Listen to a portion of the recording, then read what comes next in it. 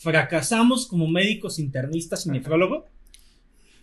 No salió ayer. Es de marzo del 24. Es de marzo, perdón. Para quien nos esté escuchando después de marzo, discúlpenos. Y es un llama, Omar. Pero Llama, Master.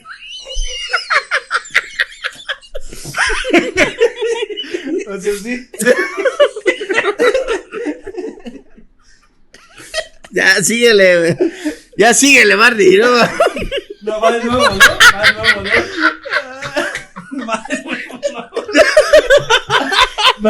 ¿no? Madre mía.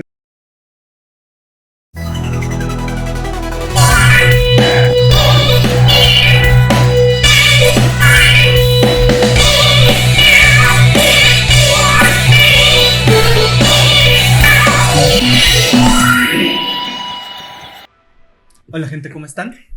Y bienvenidos una vez más a su podcast médico de confianza, MedBusters, Cazadores de la Evidencia, MX. Y en esta ocasión traemos un artículo que es cierto, ya tiene su tiempo, no salió ayer. Fracasamos como internistas y nefrólogo.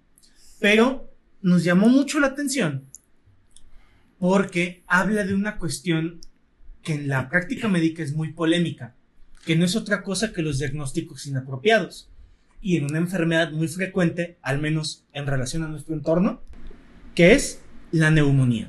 Pero antes de entrar en materia, me gustaría presentar a mis colaboradores, el doctor Irving Loera. Hola, el doctor Marvin para los compas, ya saben, residente de cuarto año de medicina interna. Y el doctor Adrián Cerda, residente de primer año de nefrología. Para los compas, pues el abuelo. Y su servidor, el doctor Omar Dávila. Y sí, mi filipino hace que parezca a Barney, yo lo sé. Lo digo antes que me lo digan este par de barbajanes. Su servidor. Continuamos con esto. Bueno, y pues saquemos este artículo de la Barney Bolsa, ¿no, doctor? Omar. pido ser DJ. Después de esta pausa que le quita seriedad a este asunto, pero puede que nos otorgue views, así que gracias. ¿Cuándo hemos sido serios? Nunca hemos sido serios. Diagnósticos inapropiados. Y hay que ser claros en esto. Ningún médico tiene, o está exento, mejor dicho, de que pueda realizar un diagnóstico equivocado de alguna enfermedad. Ninguno. Al ser humanos tenemos cierto error y inclusive lo hemos visto estadísticamente en podcasts previos como el de inteligencia artificial.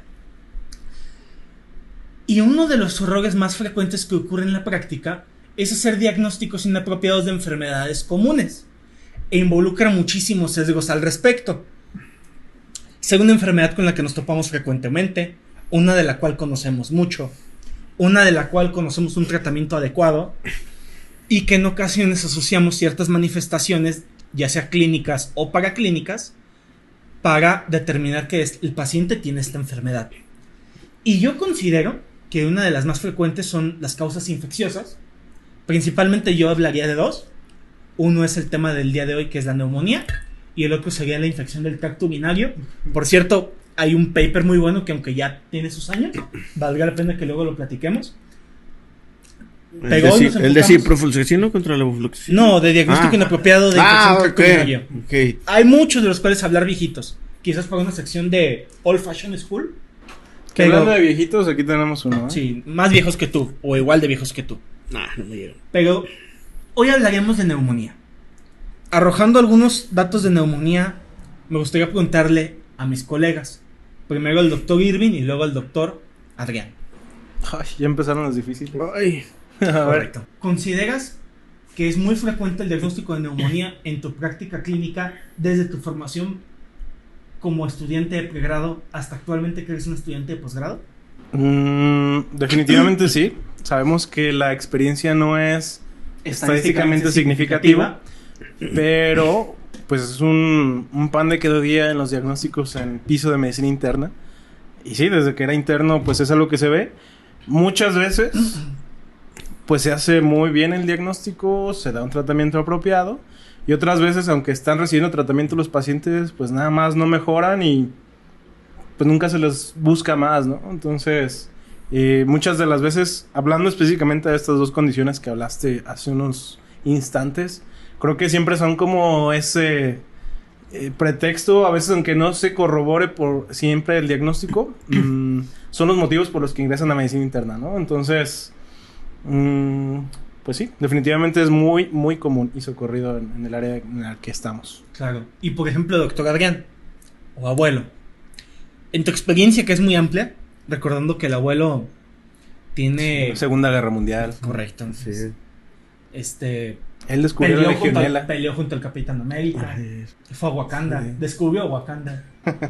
Anyway, doctor Adrián, usted, aunque nosotros también vemos muchos pacientes con enfermedad renal crónica, ¿considera que es un diagnóstico muy común? ¿Usted que se enfrenta más a este tipo de población con estas enfermedades? No, pues claro que sí. De hecho, o sea, el paciente enfermo renal crónico, sobre todo con hemodiálisis, tiene un riesgo, tiene Un riesgo aumentado. Tiene un riesgo aumentado de neumonía.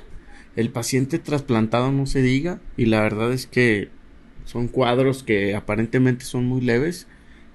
Pero pues sabemos que en cualquier momento se pueden complicar por ser un paciente inmunocomprometido. No, y son muchos bichos a veces Así muy es. distintos, ¿no? Y desde el internado, ¿no? Era las fechas de noviembre y diciembre y decíamos, ay, vienen La época de infecciones respiratorias, de neumonía. Sí, claro. de neumonía del viejito, ¿no? Que es parte de lo que vamos a hablar en este podcast, ¿no? Claro. Y yo quiero traer un comentario clásico que hemos escuchado y es de los pocos perlas que comparto con algunos de los malvados espíritus del mal, adscritosaurios e incluso algunos metuiteros.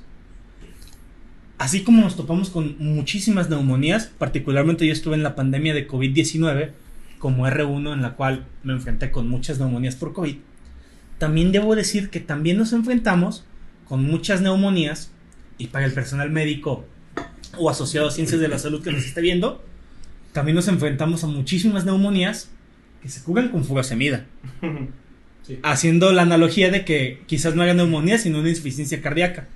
Saludos, por cierto, a uno de mis más grandes profesores que me hizo este comentario cuando era residente de primer año. Pero que es cierto, ocurre con mayor frecuencia de lo que pensamos, tanto en los servicios de emergencias como en hospitalizaciones, como en la consulta externa. Ya habiendo comentado estos detalles, ¿por qué es importante? La neumonía o la infección de vía respiratoria baja, al menos en Estados Unidos, es la cuarta causa de hospitalización. Por ende, esto involucra una cantidad considerable de gastos en la atención a la salud, ya sea desde pruebas diagnósticas como medios de imagen como radiografía o tomografía, solicitar muestras para aislar el microorganismo como algunos cultivos, antibióticos y el uso de tratamiento como dependencia de oxigenoterapia, uso de antibióticos, entre alguna otra estrategia agregada ya dependiendo de si el paciente tiene algún otro comorbilidad. Basado en esto, en Estados Unidos hicieron este estudio que, como comentaba afuera del episodio del aire, fuera del aire, el doctor Irving, fue de marzo del 2024 cuando se publicó, ¿no? Sí, fue marzo 2024. Este estudio es una corte prospectiva en la cual se realizó un análisis en 48 hospitales en Estados Unidos, concretamente en Michigan. En estos hospitales se recabó historial de los pacientes y de las llamadas telefónicas. Esto con el objetivo de captar pacientes que tuvieron el diagnóstico de CAP o neumonía adquirida en la comunidad, por sus siglas en inglés, para determinar si estos pacientes cumplían o no con ciertos criterios para si tenían el diagnóstico apropiado o inapropiado de la enfermedad. Y esto entre 2017 y el 2020, ¿no? Fueron 3 años. Fueron 3 años en los que se captaron pacientes, correcto. Y bueno, no sé si quieres comentar algo de esa metodología, abuelo. O sea, de eso que es prospectivo. Entonces, el estudio es prospectivo porque a pesar de que los datos se recolectaron hasta precediendo 90 días de la hospitalización, se siguió a los pacientes durante los siguientes 30 días, pues para identificar los efectos adversos del tratamiento con antibiótico terapia. Correcto. ¿Sí? Y hay que hacer énfasis en esto. El análisis fue de todos los pacientes con diagnóstico mediante estas herramientas de llamada telefónica o registros de neumonía adquirida en la comunidad. Nuestra población, y aquí es donde ponemos nuestra P, fue una población total de 17.290 pacientes hospitalizados, de los cuales, ahorita analizaremos, hubo un porcentaje que fue el 12%, que cumplían con el diagnóstico del diagnóstico inapropiado de neumonía adquirida en la comunidad. Pero entonces, nuestro total, 17.290 pacientes.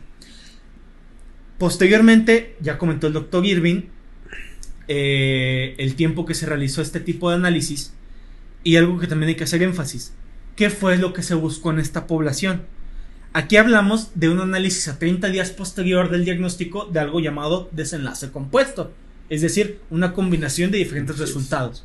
Aquí lo utilizaron a 30 días posterior al diagnóstico y ellos evaluaron mortalidad, readmisión hospitalaria, visitas a urgencias, infección por Clostridioides difficile, recordando para nuestra población que nos está escuchando que este microorganismo puede condicionar infección en pacientes en los cuales uno de sus factores de riesgo más importantes es el uso previo de antimicrobianos, algunos más que otros, claro está. Y no menos importante, efectos secundarios asociados a antibióticos. Todo esto porque sabemos que ningún medicamento es inocuo y por ende cualquier paciente puede sufrir alguno de sus efectos secundarios. Y esto fue lo que analizaron en el estudio. Entonces, la intervención pues era hacer el diagnóstico, o sea, mediante cierta evaluación respaldada por la que era NQF. Correcto. Pues definir cuáles eran los desenlaces, dependiendo si se hacía un adecuado diagnóstico o si era un diagnóstico inapropiado. Y ahí es donde entraba nuestra comparación. Correcto. Y aquí tenemos que hacer énfasis en este tipo de la población o cómo evaluaban que era el diagnóstico inapropiado. Ellos apoyados en este organismo que comentaba el doctor Irving, el NQF, basado en el NQF, hablamos, según lo que ellos comentan, de dos tipos de variables clínicas y variables radiológicas.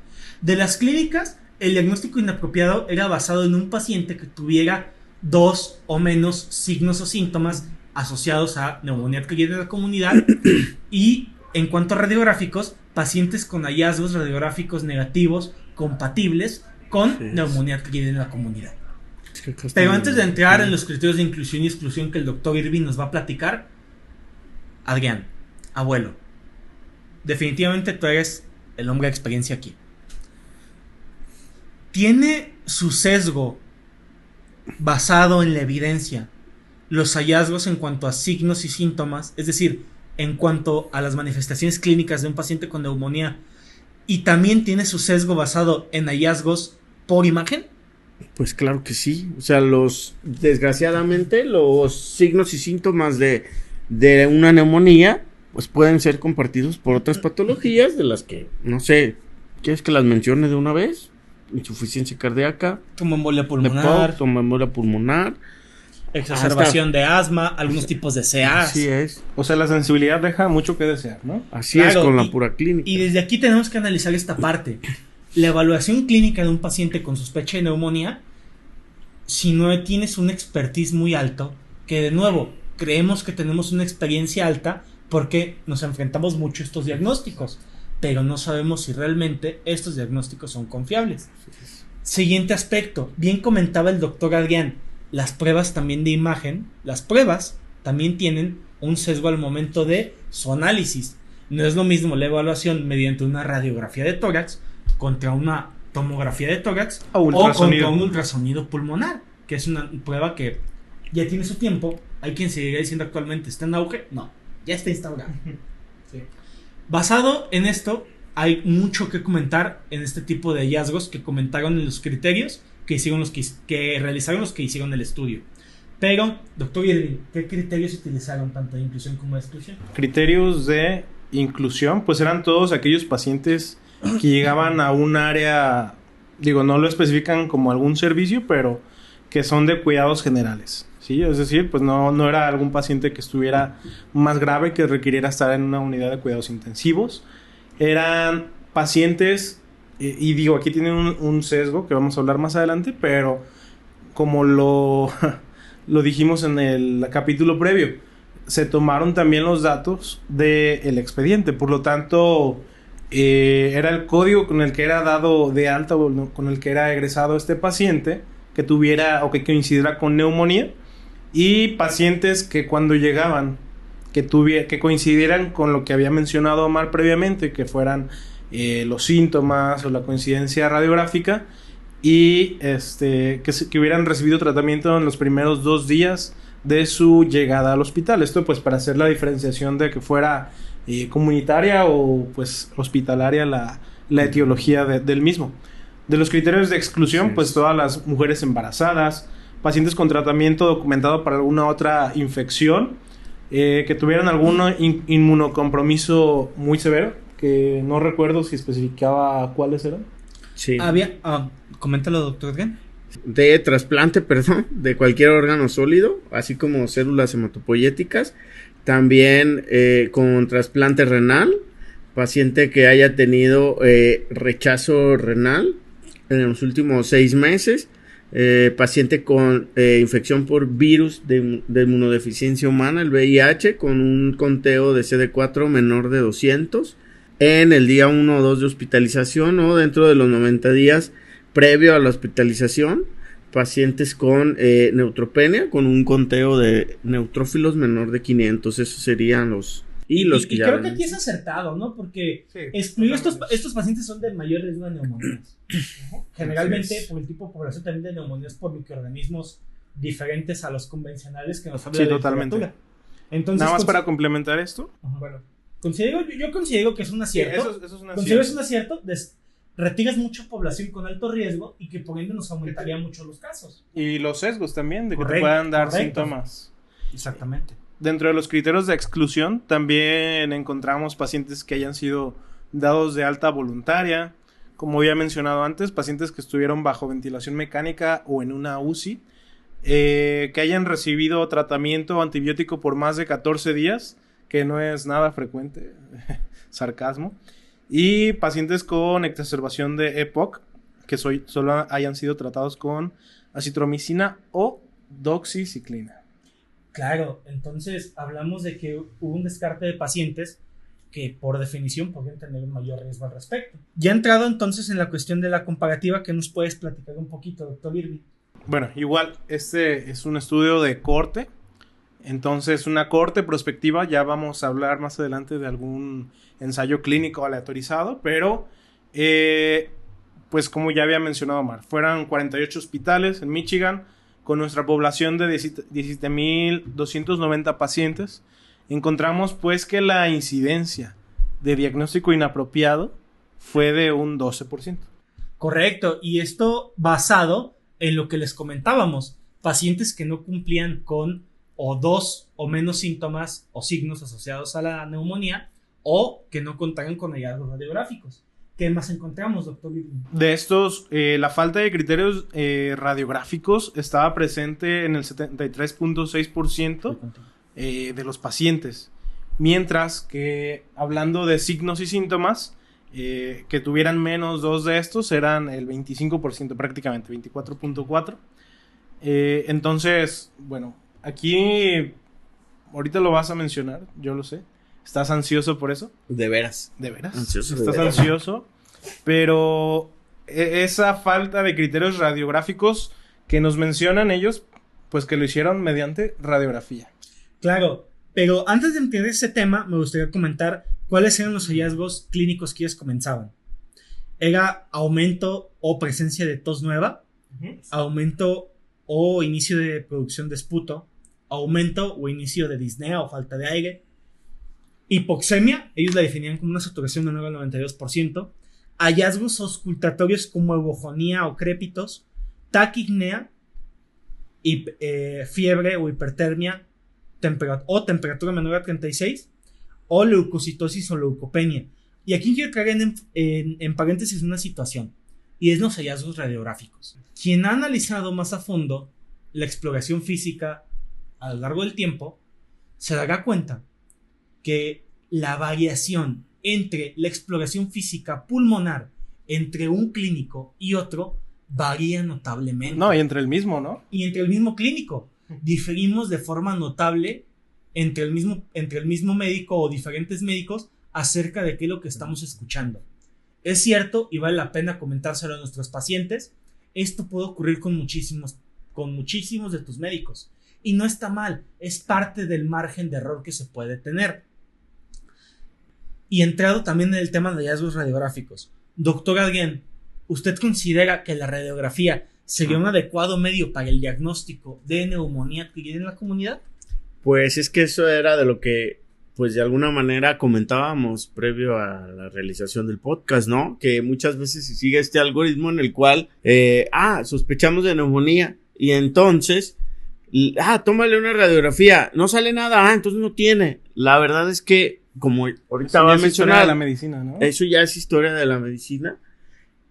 Ahorita va a mencionar números el doctor Marvin sobre la sensibilidad y especificidad de la radiografía, y pues nos vamos a dar cuenta de que pues una radiografía tanto ni nos sirve para descartar una neumonía ni tampoco nos sirve para diagnosticarla. Claro, y antes de entrar en esos detalles que va a comentar el doctor Irving, ¿qué hallazgos radiológicos se evaluaron? La presencia de opacidades, consolidación o infiltrados en un medio de imagen, ya sea radiografía o tomografía, procesos de neumonía necrotizante, cavitaciones, patrón de vidrio despulido, loculaciones, presencia de derrame pleural, masas o una imagen en árbol. Estos hallazgos se evaluaron en los distintos pacientes al momento de los diagnósticos de neumonía adquirida en la comunidad.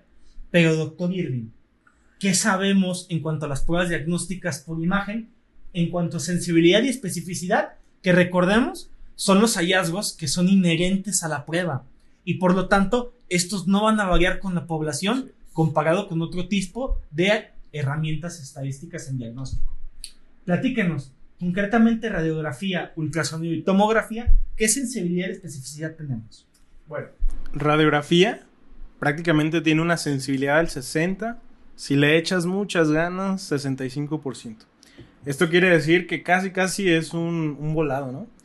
Pues es un poquito más específico, llegando hasta el 75-80%, mientras que el ultrasonido tiene una sensibilidad y especificidad muy similar, yendo desde el 85-95% ambas, y la tomografía pues se los lleva obviamente a los dos, llegando hasta el 95%, 94% de sensibilidad y especificidad. Entonces, aquí vale la pena mencionar que, bueno, esos son datos propios de la prueba, ¿sí? O sea, aquí no estamos analizando a ninguna población, ninguna prevalencia. Ningún tipo de valor predictivo. Exacto, pero ya también cuando hablamos de valores predictivos, sobre todo negativos, es donde se queda muy corto la radiografía. Es decir, volvemos a ese punto. Si tu radiografía sale normal, tienes un valor predictivo negativo, del 60-70 a lo mucho. Esto quiere decir que se te van a ir muchos pacientes que puede que sí tengan la alteración, aunque tu prueba haya salido negativa, a diferencia de las otras dos que mencioné. Sí. Y es que este es un aspecto sumamente importante. Si nos vamos, y les parece si platicamos un poco ya de los resultados propiamente del estudio, de los pacientes con diagnóstico inapropiado de neumonía, encontramos que de estos fue un total de 2.079 pacientes que cumplieron con los criterios clínicos o radiográficos o ambos. Y de estos encontramos estos datos sumamente importantes. 73.6% no cumplían criterios radiográficos, 24.4% no cumplían con criterios clínicos, 2% no cumplían con ningún criterio y aún así se les diagnosticó neumonía adquirida en la comunidad. Y se les daba antibiótico. Y se les dio tratamiento antibiótico, pero aquí viene un dato sumamente importante y creo yo que va a ser una de las perlas que comentaremos al final. El total de pacientes, solo el 42.1% se les realizó tomografía de tórax, la cual actualmente consideramos el estándar de oro para el diagnóstico de neumonía, por su alta sensibilidad y especificidad. ¿Qué hay que comentar respecto a eso, Adrián? ¿No te parece preocupante que no realicemos tantas pruebas de forma adecuada? O al contrario, ¿no te preocuparía que hagamos diagnósticos equivocados aun cuando la exploración, los hallazgos imagenológicos nos digan que estamos en un diagnóstico incorrecto? Pues es que estamos, como lo comentaba hace rato, estamos haciendo el uso de las herramientas de manera adecuada o de manera en orden inadecuado, o nos estamos entreteniendo en pensar que una prueba, una radiografía simple de tórax es una herramienta que nos puede servir cuando realmente optaríamos, ¿no? Porque no nos sirve de nada. A lo mejor, en el dado caso de que encontremos alguna alteración en la radiografía de tórax, bueno, ya podemos probablemente hacer el diagnóstico. Sin embargo, aún así, es igual. Mi experiencia no es estadísticamente significativa, pero vemos unas lesiones ahí incipientes en la radiografía en algunas ocasiones. Pedimos la tomografía y vemos un desmadre. A veces no vemos nada en la radiografía y nuestro paciente se está deteriorando. Hay que hacerle un ataque, hay que hacerle el diagnóstico oportuno y hay que iniciarle tratamiento. Pero espere, doctor Adrián, ¿usted me está diciendo que voy a hacer una tomografía, no voy a radiar de más a mi paciente? Sí lo voy a radiar, pero es para darle un diagnóstico y darle el tratamiento de manera oportuna. Es un paciente que por bueno, ¿esa radiación no lo pone en riesgo de algún tipo de cáncer o algo así? Eso lo veremos en otro podcast. No, pero pues platicando de sarcasmo. Y es que eso es algo muy frecuente. Sí. Muchos clínicos, adscritosaurios, spoiler alert, nos han dicho que realicemos la radiografía como estudio inicial, cuando ya lo dijo el doctor Irving. Particularmente yo hablándolo con mis residentes, yo les digo, la radiografía puede ser útil para muy determinados contextos, pero si cuentas con la tomografía o el ultrasonido, no pierdas tiempo si tu sospecha clínica es alta. E igualmente una tomografía es muchísimo mejor para realizar diagnósticos diferenciales y actualmente son más accesibles en cuanto a costos y disponibilidad en muchas unidades. Entonces, realizar estudios de inicio puede que solo retrase el diagnóstico y posterior tratamiento de nuestros pacientes. Sí, y bueno, en ese mismo sentido, yo entiendo que mucha de la literatura se basa precisamente en la disponibilidad de las cosas que tengamos, ¿no? Teniendo en cuenta que probablemente la tomografía no la vamos a tener en el rancho a la que probablemente voy a ir hacia el servicio social, ¿no es cierto? Pero se entiende que esta situación sucede. Sin embargo, actualmente, como bien lo decías hace un par de minutos, el ultrasonido cada vez está más accesible. Sí, y yo creo que, bueno, al menos es una práctica común en la 180, pues que, o sea, ya la radiografía pues ya quedó de lado, o sea, no te vas a estar peleando porque tomar una radiografía, una tomografía, cuando tu estudio inicial debería ser otro basado en la evidencia. Claro, y ustedes se preguntarán, doctores, ¿tuvo impacto el diagnóstico inadecuado? La respuesta rápida y lógica sería sí, por supuesto. La respuesta larga es el impacto fue principalmente en estos aspectos. El diagnóstico inapropiado fue más frecuente en pacientes adultos mayores, en pacientes con demencia o deterioro cognitivo o pacientes con alteración de estado de alerta. Esto en estos contextos, probablemente, y decimos probablemente porque no hay una certeza al respecto, sí, esa es asociación igual. De la incapacidad de poder realizar una adecuada exploración o análisis o interrogatorio debido al contexto en el que se encontraba el paciente en ese momento. ¿Y qué pasó también? Al ser una enfermedad infecciosa, se le administró antibiótico. Sabemos que el antibiótico temprano tiene sus beneficios. Y hay pacientes que si están con infección franca, hay que iniciar tratamiento. Pero ¿qué pasó en este estudio basado en los pacientes que recibieron antimicrobiano? Lo dividieron en dos grandes grupos. Pacientes con menos de 3 días de uso de antibiótico y pacientes con más de 3 días de uso de antibiótico. ¿Qué fue lo que ocurrió? Los pacientes que tuvieron más de 3 días con uso de antibiótico se expusieron más a los efectos adversos secundarios al uso del antimicrobiano. Doctor Irving, basado en esto del uso de antimicrobianos en el curso de más de 3 días y menos de 3 días, ¿qué nos puede opinar al respecto? Bueno, me cabe o me resalta mucho que muchos de esos pacientes que tenían el diagnóstico inapropiado, lo voy a decir entre paréntesis, entre comillas, perdón, hasta un cuarto de ellos recibieron tratamiento antibiótico. Y se me hace bajito esta cantidad para los pacientes que a lo mejor les damos antibióticos en nuestras áreas, ¿no? Pero teniendo en cuenta esto, me parece que los desenlaces no fueron tan malos como pudiéramos haber esperado. Es decir, yo me hubiera imaginado, antes de hacer el estudio, que hubiera habido más asociación o causalidad de infecciones por clostridioides, mortalidad, etcétera. Al menos en este pequeño estudio de corte, pues no hay esta asociación, pero sí resalta pues que hay una gran cantidad de personas que están recibiendo antibiótico de manera innecesaria y que, bueno, aquí no se está midiendo, pero que a la larga también nos va a llevar a otro desenlace, que es la resistencia a los antibióticos. Pero bueno, al menos en lo que ellos evaluaron, pues solo impactó en eso que ya habías mencionado, que eran los efectos adversos asociados. Claro, y aquí también hay que comentar otro aspecto.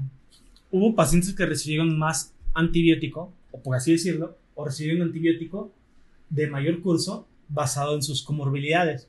Un paciente con enfermedad pulmonar obstructiva crónica recibió antimicrobiano de curso largo, que es más de 3 días, solamente por contar con esta comorbilidad. Pero lo que llama también la atención es de que pacientes en hemodiálisis o pacientes con procalcitonina, que es un reactante de fase aguda, que salió con resultado negativo, recibían un curso corto. Y esto lo traigo a colación de que lo estamos analizando en base a entorno del paciente, sin embargo, sin contar algún hallazgo franco de que cumpliera con o sin el diagnóstico de neumonía. En cifras claras, basado en este estudio, 1 de cada 8 pacientes recibió el diagnóstico inapropiado de neumonía adquirida en la comunidad, y esto puede hacer un aumento de la hospitalización de alrededor de más de un 10%. Doctor Adrián, ¿algo que a usted le gustaría agregar respecto a estos datos? Pues sí, en primer lugar, pues hablar de que en cuanto al Quicksofa, pues vemos que la mayoría de los pacientes pues, no eran graves, tenían menos de 2 puntos. Pues nada más un tercio que era diabéticos en ambos grupos, era homogéneo, o sea, también eso no es un factor que nos haya podido contribuir a las diferencias entre ambos grupos, ¿no? Y es que eso es relevante, porque si revisamos el análisis multivariable, podemos ver que la presencia de 2 o más datos de respuesta inflamatoria sistémica sí nos habla de que el diagnóstico inapropiado es menos frecuente.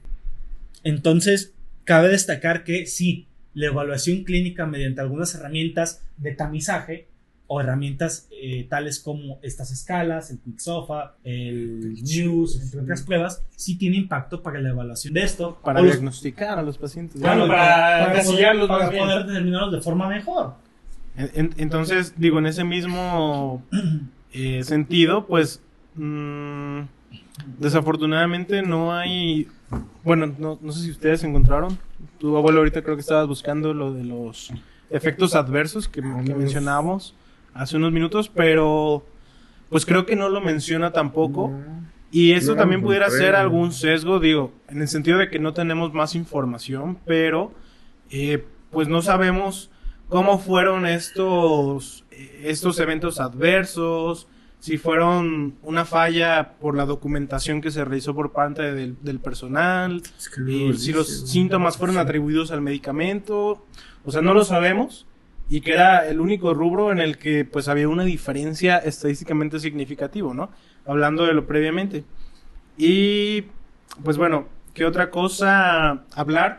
Creo que es importante este estudio pionero en el sentido de que no sabemos, o yo al menos nunca había leído, cuál era la proporción de diagnósticos inapropiados previamente en una neumonía. Al menos no que fuera el outcome primario, ¿sí? Entonces, creo que en eso es primario, pero tampoco tenemos con qué compararlo.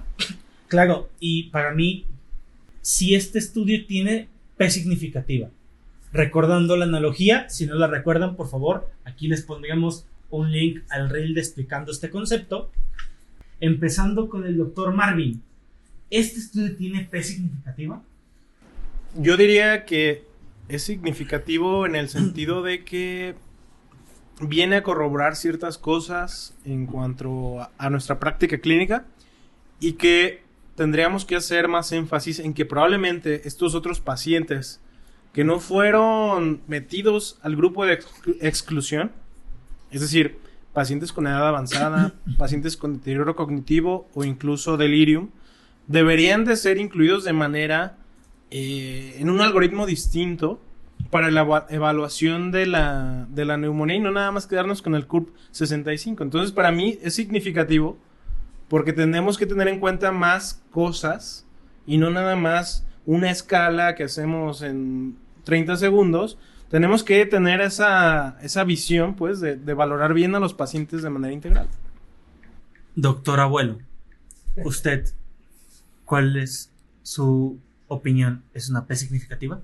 Pues es una P apenitas significativa, ¿no? 0.049, principalmente, ¿no? Por la manera en que hacen el diseño, que es que agarran a pacientes, crean, digamos, hacen el diagnóstico, ¿no? Más bien evalúan si realmente se hizo un diagnóstico adecuado, comparándolo, y la verdad es que hacen un buen criterio de descarte, ¿no? Es todos los pacientes que tengan evidencia de una consolidación en radiografía o en TAC, los meten, pero luego también se les van a perder aquellos, porque ahí lo dicen en los criterios, que pacientes que no tienen un infiltrado en la radiografía, pero que aparte no tienen TAC, entonces a esos también se les hizo de manera adecuada. Eso infla un poquito más el número sí, de claro, los... del 12%. Exacto, probablemente son menos, pero habrá otras perlas, ¿no? También por eso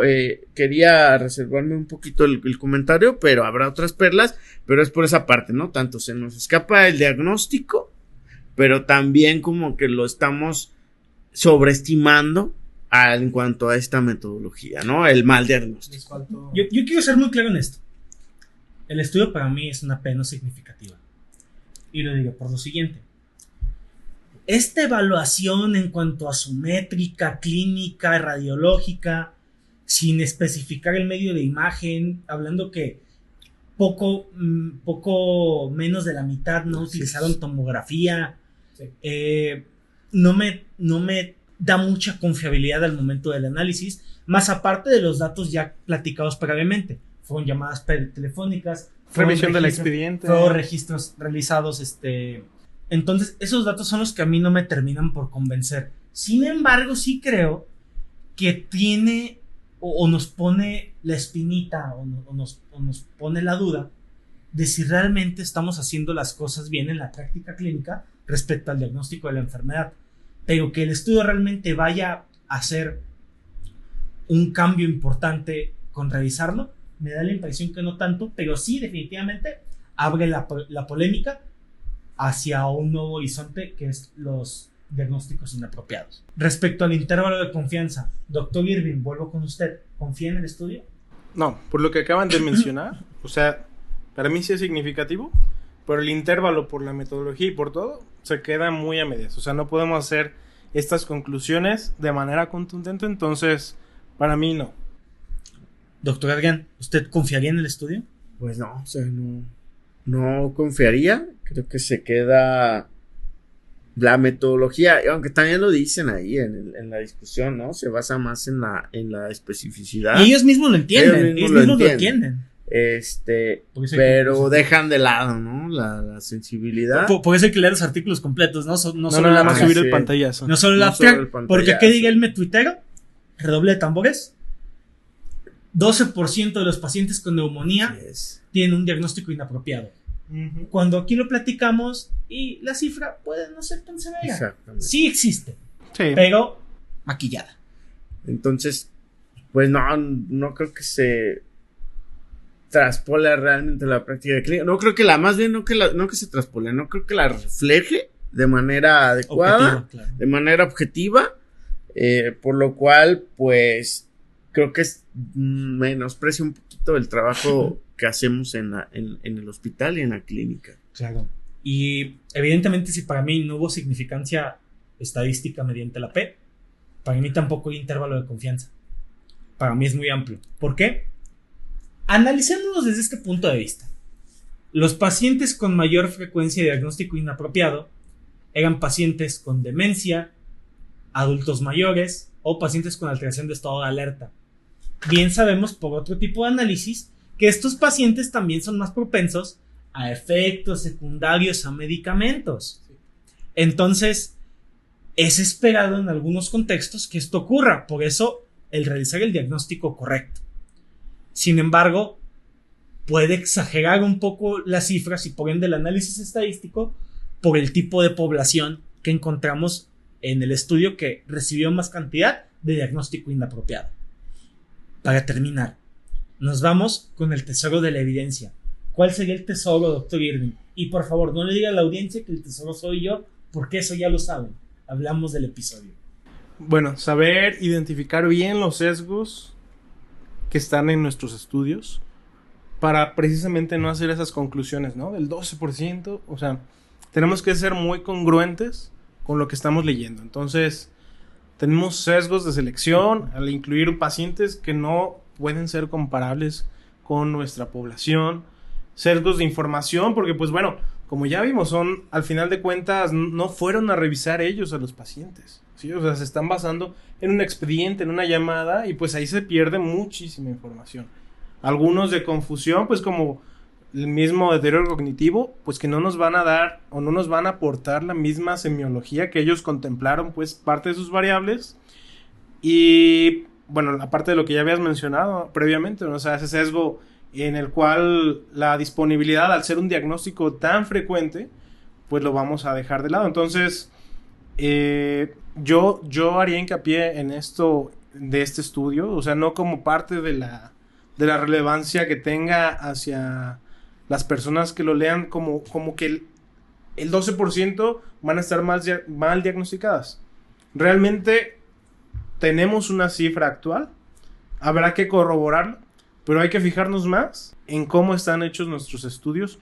Pues, ¿cuál es la perla? Para mí es principalmente, no pierdas que ya lo habían mencionado, pero me parece que es la más importante, es no pierdas el tiempo con una radiografía simple de tórax. Vete a la TAC si la tienes en tu centro. Si no la tienes y tienes un ultrasonido, utiliza el ultrasonido, apréndelo a usar y practica con él para que hagan un mejor diagnóstico. Y por otro lado... ¿Y si te queda duda? Pues y si te queda duda, ¿no? Hazle un buen abordaje. Pues sí, exactamente. Hazle un abordaje amplio a tu paciente. Se vale reabordar a los pacientes. Así es, o sea... Se vale reabordar a los en muchas pacientes. ocasiones nos quedamos con el diagnóstico que viene de urgencias, por ejemplo.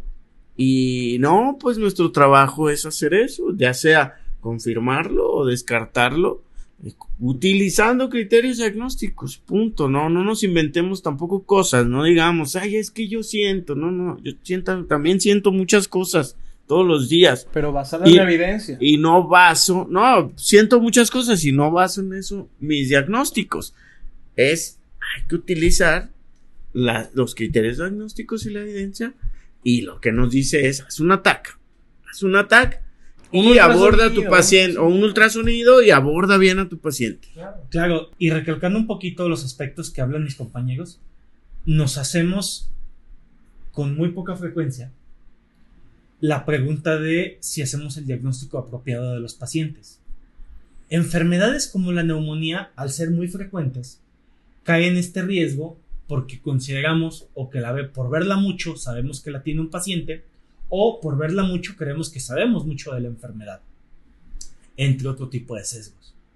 Entonces, no caer en este tipo de errores para nuestra práctica, y aunque el estudio sí consideramos que no refleja de forma clara algunos aspectos de la práctica clínica, sí nos invita a reflexionar acerca de si estamos haciendo las cosas de forma adecuada. Como perla yo diría, analicen los pacientes, reanalícenlos si tienen duda, utilicen las pruebas diagnósticas con mejor rendimiento, tanto de sensibilidad como especificidad, y ¿por qué no? Quizás para considerar diagnósticos diferenciales. Sí, totalmente. Más de alguna vez hemos considerado diagnósticos de neumonía y hemos encontrado nódulos pulmonares, masas pulmonares, tumores del mediastino, entre otras cosas. Hay que empezar a hacer nuestra práctica médica con las mejores herramientas disponibles, sin miedo a estos mal llamados riesgos de algunos estudios, como la radiación por una tomografía, la cual actualmente es muy diferente a lo que se consideraba en tiempos de la doctora. Y asimismo, hacer el tratamiento adecuado, que aunque sí puede haber un efecto adverso secundario a cualquier medicamento, el peor efecto secundario es no intervenir ante una enfermedad que puede complicar la vida de un paciente. Y la resistencia a los antibióticos. Correcto. Por mi parte sería todo. No olviden seguirnos en nuestras redes sociales. Y si ya leyeron el estudio, por favor, comenta aquí abajo. Platiquemos. ¿Qué opinas tú? Dinos qué piensas del artículo. Dinos qué piensas de tu práctica con respecto a esta enfermedad.